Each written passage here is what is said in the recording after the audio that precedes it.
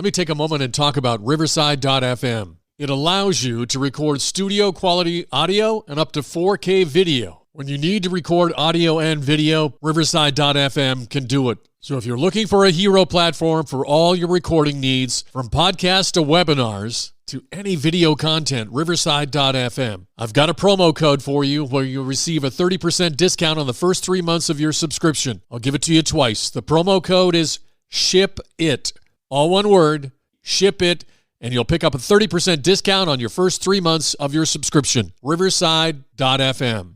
In this Best of the Pigskin Dispatch football history headlines, we discuss a couple of big controversial games that came down to an official's judgment on the call that happened on December 17th in history. We'll also cover some of the write-ups on some of the fantastic performances by players, some even record-breaking, as well as many more Hall of Fame legendary stories coming up in a moment. This is the Pigskin Daily History Dispatch, a podcast that covers the anniversaries of American football events throughout history on a day-to-day basis. Your host, Darren Hayes, is podcasting from America's North Shore to bring you the memories of the gridiron, one day at a time. So as we come out of the tunnel of the Sports History Network, let's take the field and go no huddle through the portal of positive gridiron history with pigskindispatch.com.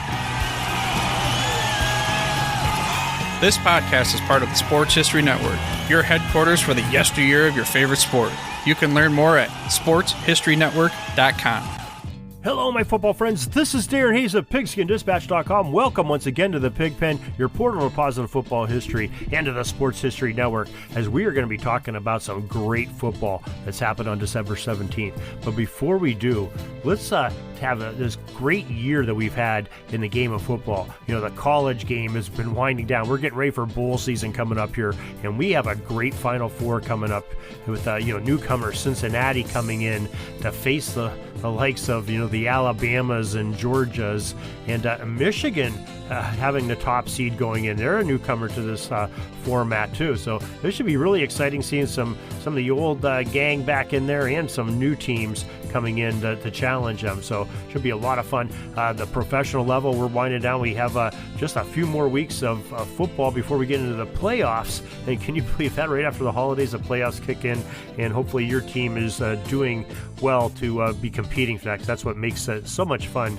to just get right down to the end, and these teams just basically having playoff games in weeks 15, 16, 17, 18, vying for their lives, just playing hard and bringing some great football entertainment to the fans. So we certainly enjoy that, and we certainly enjoy you listening to us. We want to make sure that you know that you can send your feedback to pigskindispatch@gmail.com. Also follow us on Twitter @PigskinDispatch and the Facebook page of Pigskin Dispatch. Now let's get into your football history headlines. And we're going to start off on December 17th, 1933 at Wrigley Field in Chicago, the first National League Championship title game the league scheduled before the season started is played. A title game was played in 1932, but it was thrown together in a week at the end of the season. We'll talk about that more on December 18th's football history headlines, so stay tuned for that. 1933 game, however, pitted the New York Giants against the Chicago Bears. In the closing minutes with the ball on the Giants' 33-yard line, Bronco Nagurski throws a jump pass to end Bill Hewitt, who reaches the 19-yard line. When he makes a long lateral to the other end to Billy Carr. Eluding two Giant defenders, Carr races into the end zone for a second touchdown, giving the Bears the lead. The pass play was extremely controversial as to where Nagurski was when he threw the ball.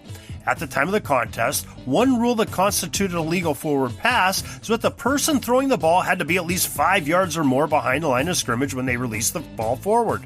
At the league meetings later in 1933, the Bronco Nagurski rule was created, in which a forward pass is legal anywhere from behind the line of scrimmage, like it is currently at all levels of football today. Anyhow, back to the end of the 1933 championship game. In the final seconds, the Galloping Ghost Red Grange preserved Chicago's 23-21 victory with a touchdown-saving tackle. The Chicago Bears defeated the New York Giants 23-21. This 1933 championship game also helped other rules at the 1833 meetings to be instituted. The NFL divided into two divisions, and the top two teams from each would meet for the title in years coming. The hash marks were moved so that the goalposts also were moved to open up the game a little bit to provide for more action, similar to what the ever-popular collegiate game was doing at the time.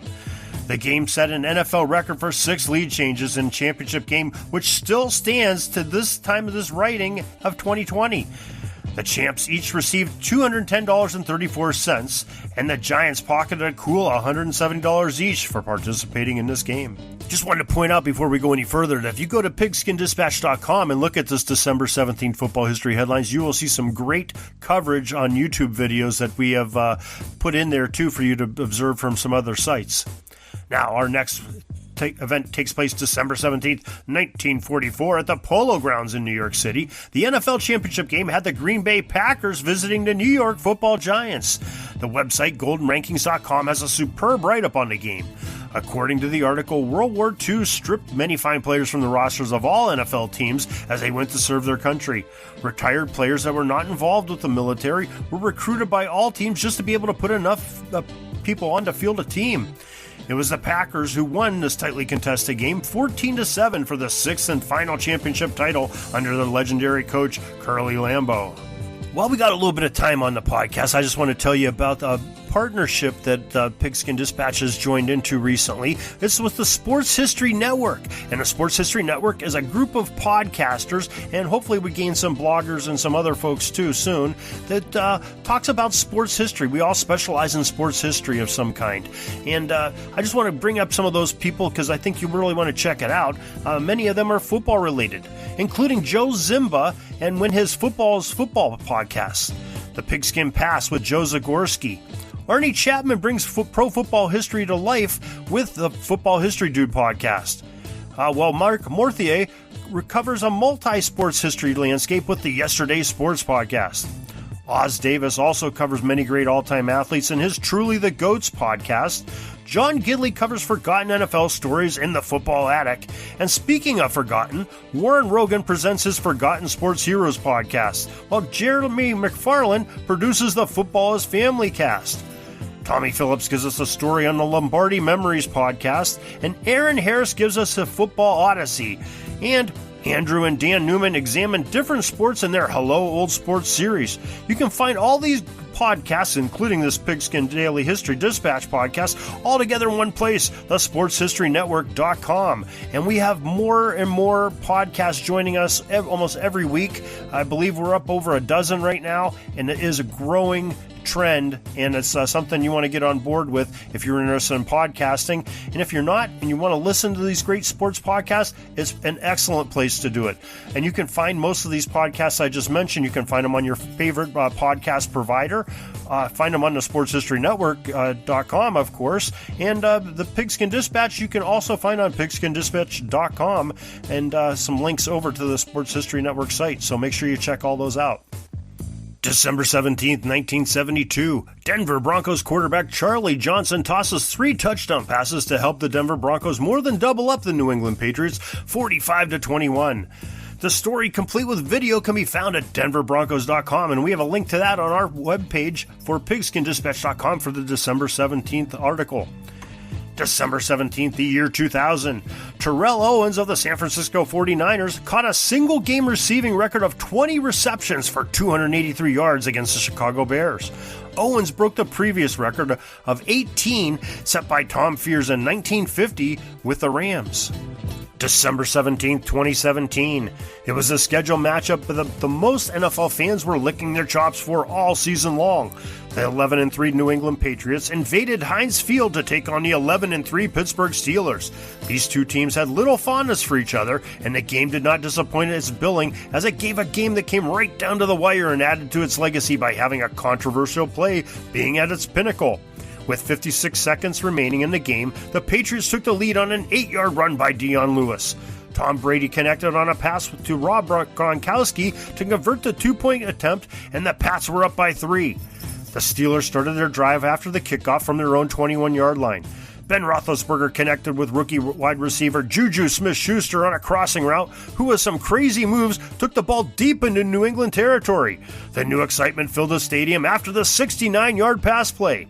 On the very next play, Big Ben found tight end Jesse James for an apparent score.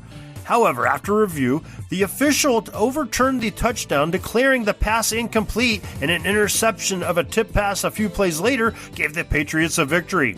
Tony Correnti, the game's referee, when asked later why the touchdown did not stand, and said a lack of contact of the defender on James was irrelevant.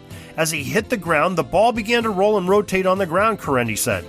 That's at that point, the NFL rule has since been modified. That exact play happened right now, it would be a touchdown. We're sad to say that there are no Hall of Fame birthdays for December 17th, so no discussion on that today. And we hope you enjoyed these football history headlines that we gave you with all these controversial plays. Tomorrow, as we alluded to earlier, we're going to talk about the 1932 championship title, and it came down to a championship game that was unscheduled. Actually, not till the last week was it scheduled, and it had some twists and turns that made it a really crazy game. And we'll also be talking about the Seahawks and their first ever division title. It's all coming up in your football history headlines, December 18th. Make sure you check it out, so hit the subscribe button so you know as soon as it gets released. And keep checking back at pigskindispatch.com if you don't do that. Or go to your favorite podcast provider and hit subscribe there. Or we also have that sportshistorynetwork.com. You can check out the Pigskin Dispatch and all the other podcasts that I suggested earlier. So until tomorrow, we'll see you later, football friends. Peeking up at the clock, the time's running down. We're going to go into victory formation, take a knee, and let this baby run out. Thanks for joining us. We'll see you back tomorrow for the next podcast. We invite you to check out our website, pigskindispatch.com, not only to see the daily football history, but to experience positive football with our many articles on the good people of the game, as well as our own football comic strip, Cleat Marks Comics. Pigskindispatch.com is also on social media outlets, Facebook, Twitter, Instagram, and don't forget the Pigskin Dispatch YouTube channel to get all of your positive football news and history. Special thanks to the talents of Mike and Jean Monroe, as well as Jason Neff for letting us use their music during our podcast. This podcast is part of the Sports History Network, your headquarters for the yesteryear of your favorite sport. You can learn more at sportshistorynetwork.com.